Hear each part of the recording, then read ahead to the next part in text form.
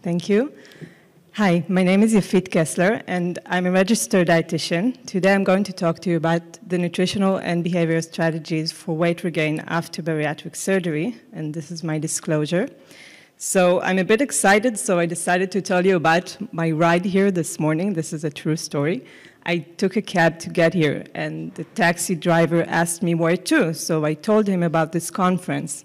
And he told me, oh, really, I know a person who had bariatric surgery a few years ago. He's very close to me. So I told him, wow, and how is he today?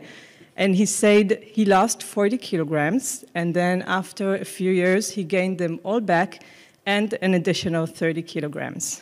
So that was my start of this morning. And I wanted to talk to you before I go to the numbers about the statistics, and I've been reading a lot about weight regain after surgery. Actually, I've been meeting these patients in my clinic almost every day, and in random cab rides, apparently. So I've seen in one survey that 80% of patients after bariatric surgery are still trying to lose weight 4 years after it. And if we look at rates in the literature, it ranges from 10% after 2 years to 50 and even 70% 6 years after surgery. So it's a very wide range. And Israel has a bariatric registry, and when we look at the numbers in the last report, 14% of bariatric procedures were not the first procedure. So what we see, and this is what I call the bariatric cycle, is patients coming to our clinic, they make an appointment, they have the surgery, and then they go home. And after 3 to 10 years, they come back for another one. So this is a huge waste of resource and of your work hours. And I've been trying to think, what's going on? What have we been doing wrong? And I think we can all agree that we are operating on the wrong organ, because as we saw in the other lectures, it's so related to the mind and to emotions. But still, I believe that there are things that we can do in order to prevent and reduce weight regain. So what can we see in the numbers? There are two main ways to define weight loss. It's either from the total body weight or from the excess body weight, which is calculated regarding the BMI of the normal weight, BMI of 25. And if we look of definition of success, it's at least 50% of excess body weight loss, or at least 20% of total body weight loss, or achieving a BMI less than 35. These are the definitions. So current data, and this is from the IFSO Worldwide Registry, if we look at our average patient, he is around a BMI of 42, 43, then he is expected to lose 70 to 80% of his excess body weight loss regarding the type of the surgery. And we can see here that the higher the initial BMI, the lower the excess weight loss. If we look at this data in terms of total body weight loss, it's an average of 30% for the average 42 BMI patient. As I said, Israel also has a national registry, and this is from the last data report. You can see that the weight loss ranges from 64% to 87%, depending on the kind of surgery. And these are the data for second and third surgeries, anyone that had a surgery that wasn't his first one, and we can see that the rates are much lower for weight loss. But in my opinion, there's a big problem in all the data, and this is the data that we show our patients. This is what we tell them when we explain them about the results of bariatric surgeries. And I wonder if any of you can tell me what's the problem with this data. So, in my opinion, it's very important to state how long after surgery, when we show what are the results of weight loss after surgery. And all the data I have shown you from national and worldwide registries was for 1 year after surgery.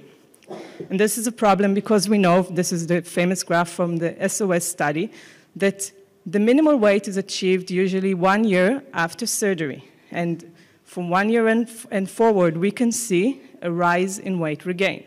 So if you look at data 5, 10, and 15 years after surgery, we will see totally different numbers, and not to mention a very low adherence rate. So I think we can assume that this is an underestimation of the real weight regain problem.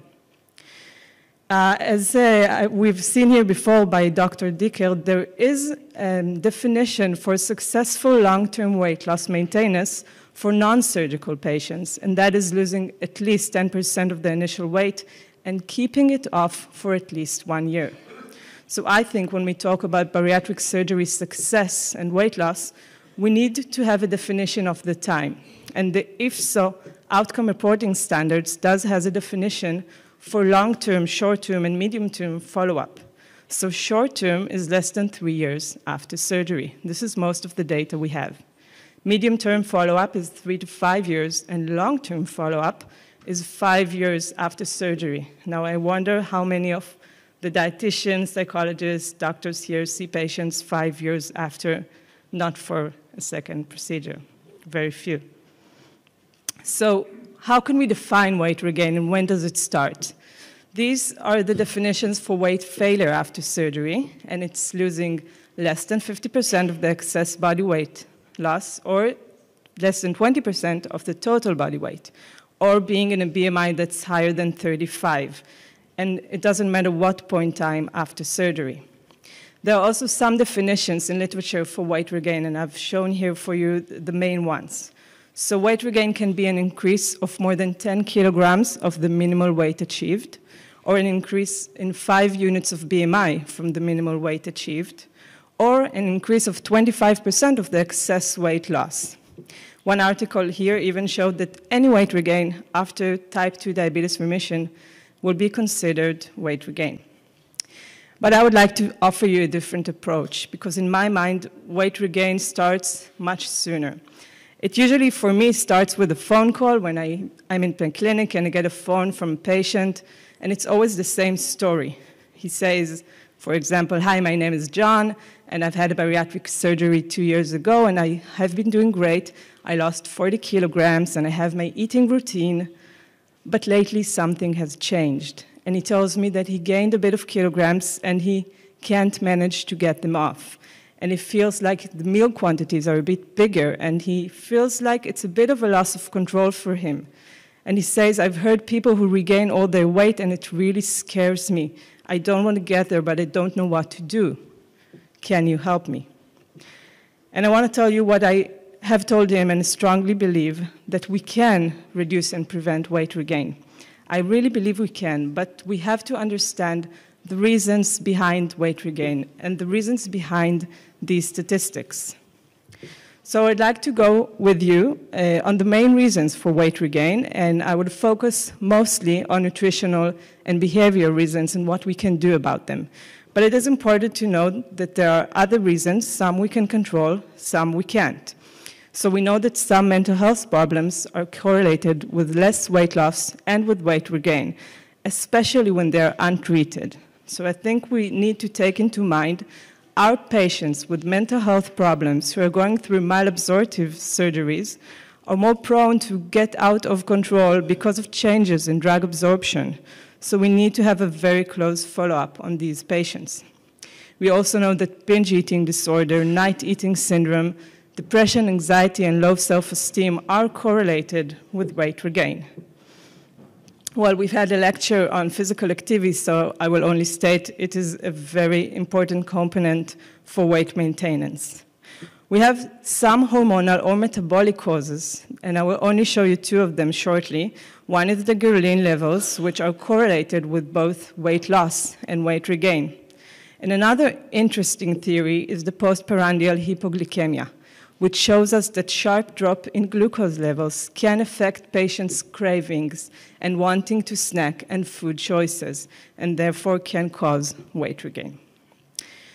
So my main focus will be on the nutritional and behavioral strategies. And I would like to show you the recommendations that us, the dietitians, give our patients, usually before, but sometimes only after surgery, if that's the first time we see them. And we tell them that they have to plan and arrange frequent meals throughout the day, around 4 to 6 meals a day. We tell them they have to chew the food slowly and eat it very, very well, and sometimes give a longer time for the meal in advance. We tell them to separate liquids from solids. We tell them to eat an adequate amount of protein. We tell them to limit consumption of calorie-dense foods and to take appropriate supplements. So this is what we tell them. These are the instructions. But I believe that if we will look on patients with weight regain, most of them don't follow these instructions. This is what we call maladaptive eating, and when we see weight regain.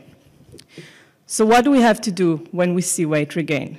I believe that the first thing, and this is very important for any dietitian to know, and also any doctor that may send him to dietitian, that poor eating choices can be a sign of a complication in the surgery.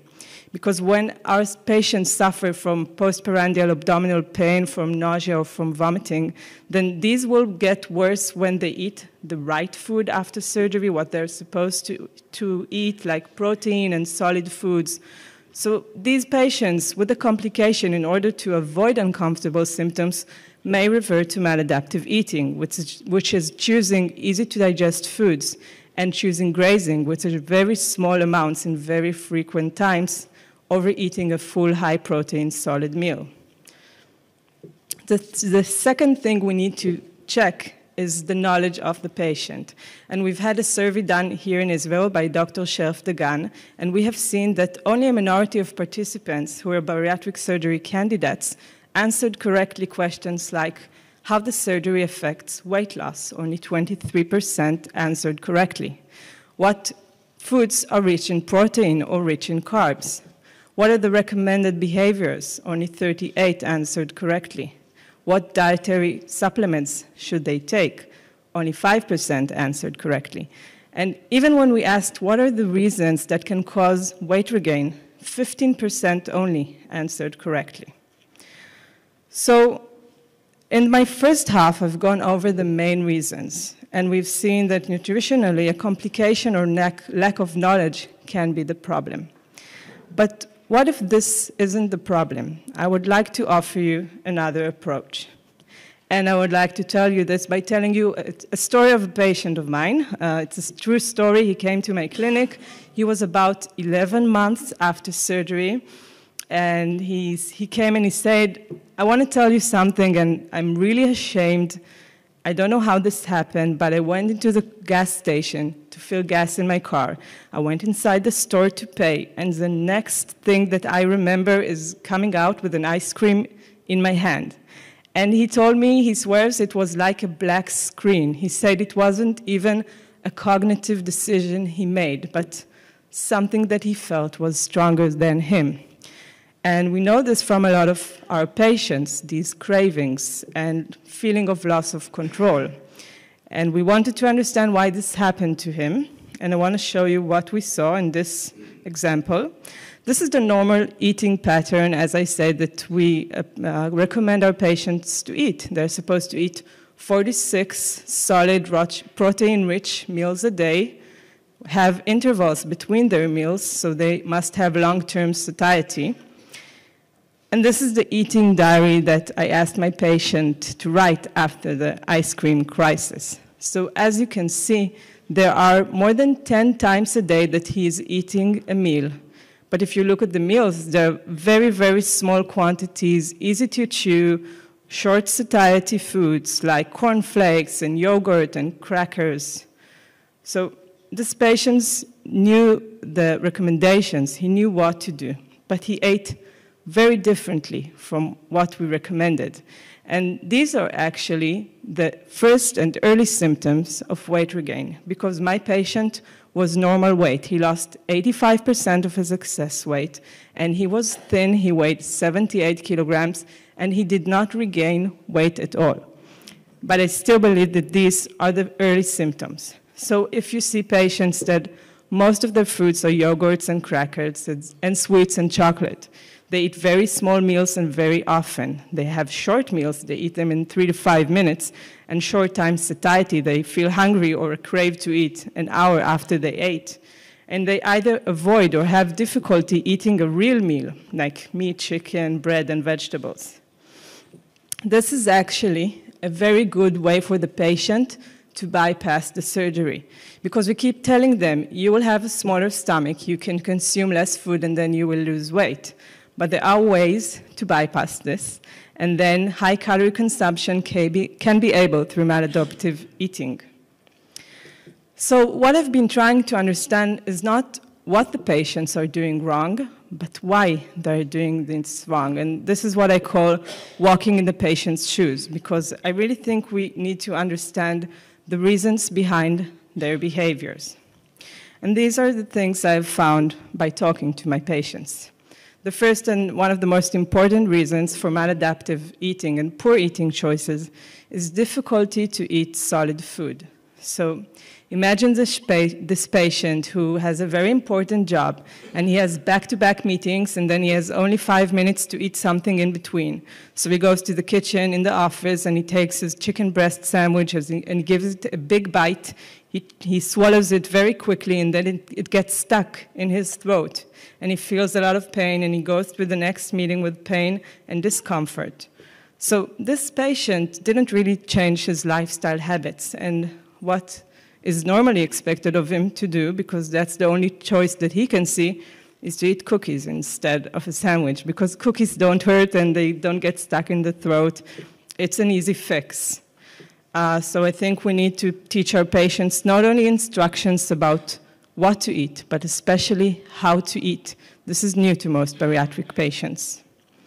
The second reason I've seen for poor food choices is confusing thirst with hunger, because our patients don't always know how to listen to their body's cues. And we know bariatric patients are not drinking enough. Some of them are really lacking fluids, and they don't see the sign as thirst. They see it as hunger. Sometimes they see any uncomfortable feeling in their body as maybe I should eat something. So when I treat my patients after bariatric surgery, I try to teach them, maybe for the first time, to listen to their bodies, like by asking questions as, how do you know when to eat? And how does it feel in your body? Where do you feel it? Another reason that is not very well known for poor food choices is macro and micronutrient deficiencies. We do know from literature that food urges and cravings can be caused by nutritional deficiencies. So as you saw from my patient, he was eating a lot of times a day, but he was craving things because he didn't have good meals. He didn't have real food in his diet. And another reason for poor food choices, and in my mind, it's a very important one and a very untreated one, especially when we look at bariatric surgery candidates, because in their minds, if they have bariatric surgery, then the emotional eating will go away, because now they have this police officer inside their body, and it will probably stop them. This is what they expect. But the truth is that our patients are so used to getting that fast fix that foods give them, because every time they're dealing with uncomfortable emotions, this is their go-to. This is their automatic reaction. And maybe the surgery may partly help in this, but as I've shown you, there are ways to bypass the surgery, like grazing, eating very small amounts in very frequent times. So if we don't let the patients work on emotional eating and have strategies for this, they're in risk for weight regain. So as I've continued trying walking in the patient's shoes and understanding what they're feeling by listening to their stories, I've also seen another common feeling. This is, I think, is common to almost all of the bariatric patients after surgery. They all have a feeling of fear. So I don't know if any of you had a time to talk to the patient and ask them, why are you eating these foods that are not good for you? But whenever I ask this question, then they tell me, I'm afraid to enlarge my stomach, so I eat 2 crackers and then I stop, because this is what I ate 2 weeks after surgery and I lost weight, so I think this is my amount and I shouldn't go over it. So what they're trying to do, they're trying to stay on very small amounts because they're afraid to enlarge their stomach, and then they are fighting cravings and hunger. So they go into this diet cycle all over again. They're also afraid of gastric pain and discomfort because, as I've told you about the example of the patient that has back-to-back meetings, if you only have 5 minutes to eat, you can't chew well. The food will get stuck, it will hurt, so you will choose another food. They're very afraid of vomiting and throwing up, so if it happened to them one time, they may avoid a food like this, and the first time it happens, it's usually from protein foods and from solid foods. So our patients are having experiments that may influence their eating in the future. And mostly, I think our patients are afraid of failing, because we all have this mindset that history repeats itself. Now, imagine yourself losing 30, 40 kilograms, 2, 3, maybe 4 times in your life, and then gaining it all back. I think it's a very scary place to be in. So our patients suffer from somewhere between fear to constant anxiety, and this affects their food choices. Another reason I believe is very connected to poor food choices and weight regain is the unrealistic expectations that our patients get from the social media. These are real pictures that I took from Facebook forums of bariatric surgery patients. And you and I both know that this is not how patients really look like after surgery, at least not most of the patients, and definitely not the average patient. But our patients believe this is a realistic goal. And until they reach this goal, they will always feel like they are failing. And when they feel like they are failing, they are stressed. They're having uncomfortable emotions, which will lead to emotional eating, which will revert in weight regain. So what can we do about it? I do believe that there are several things we can do in order to prevent or reduce weight regain. And the first will be to understand what our patients are really going through. I hope I have convinced you that non-compliance with nutritional and behavioral recommendations is an important etiology for weight regain. So I believe it is a key for long-term weight loss maintenance that our patients have pre-surgical preparation, education, and even practice. I tell my bariatric patients that are before surgery, try to go into a Saturday meal or a Friday meal and choose only 2 foods that you like, because you can't eat everything. Or trying to go to a restaurant and leaving something in your plate and see how it feels. Deal with these emotions and uncomfort before the surgery happens. This is the practice we do. And I believe in post-bariatric long-term follow-up. It is crucial for the early identification of weight regain and for effective interventions. As I've shown you, we can see warning signs for weight regain, and this is an important message for me to bring to you, because weight regain is not only seen when we see it on the scale or when we see it when they come for another surgery. Weight regain actually starts with behavior. So we can see that when our patients are eating liquids, they're preferring them over solids. They're grazing instead of eating real meals so they can have intervals. And they eat very fast, and they even have a high consumption of alcohol. And they have emotional or social eating. These are warning signs. And this is mostly in all of our patients, and maybe even some of us do these things, but in our patients, it is a very important risk for weight regain. So what are the interventions that we can do? We must teach our patients how to eat. Eating rich proteins, solid foods that will give them long-term satiety, eating slowly and chewing well, so they can also prevent meal-related pain and discomfort, and have longer intervals between meals to drink more. Actually, this is a real challenge for the dietitian, because we have to convince our patients that it is okay and they should eat more, eat a bigger amount, eat more calories per meal. And for them, it doesn't make sense, because in past diets, the less you eat, the better. But here, when we manage to teach them how to eat real meals, we prevent the grazing, and therefore we can prevent weight regain. I believe it's important to educate the patients on how to eat. We have seen that there is a lack of knowledge in our patients, but lack of knowledge may not be the main reason for poor food choices. We need to give them tools to transform knowledge into action. And this is the big gap that is usually left untreated. So To summarize, there are some main risk factors for weight regain. It is the mental health risk factors. It's the physical inactivity. It's the behavioral factors like grazing, poor food eating choices, small portions, emotional eating, and no self-monitoring. It's the nutritional non-compliance, like having high-calorie liquids, pureed and crunchy foods, low protein intake, and inadequate vitamin and mineral consumption. And we also have some hormonal and metabolic imbalances. There are recommended interventions for each and every one of these reasons, but most of our patients are either not aware to them or don't adhere to them. So we have a very short-term follow-up, and after 1 year, which is not even considered short-term follow-up, we don't see our patients anymore. They only come when they have a new problem. Weight regain of 10, 20, 30 kilograms. So I would like to leave you with these messages. My first is this phrase I like of Einstein, defining insanity as doing the same thing over and over again and expecting different results.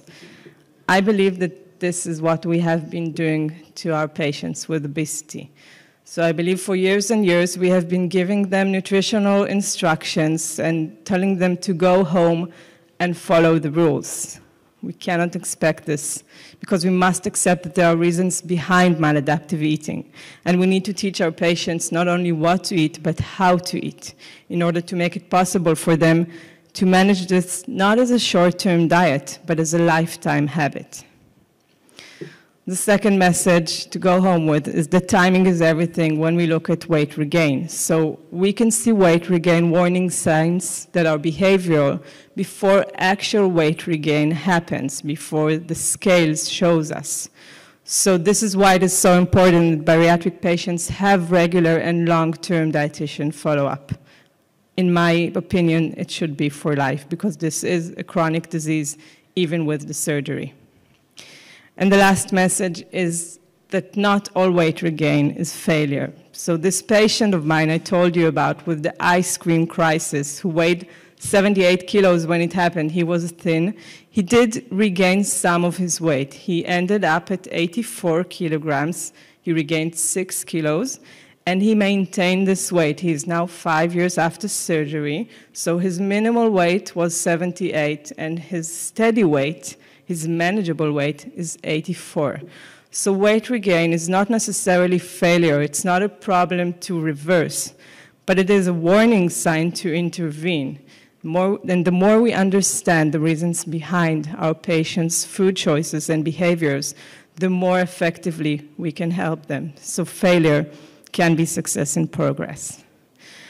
I would like to thank you for listening, and I want to thank my friends and colleagues from the Israeli Bariatric Dietitian Forums, and mostly my patients who are my best teachers. Thank you.